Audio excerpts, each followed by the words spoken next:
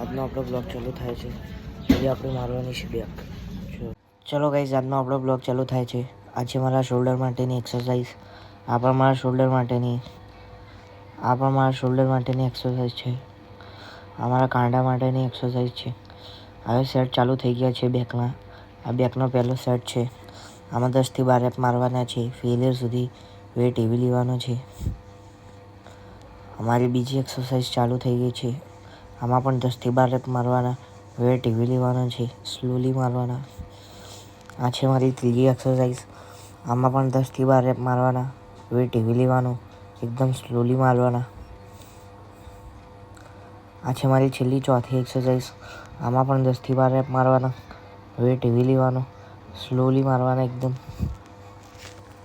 અમારું વર્કઆઉટ પતી ગયું છે. તમે જોઈ શકો છો આજે બેકમાં ફૂલ પંપ દેખાઈ રહ્યો છે.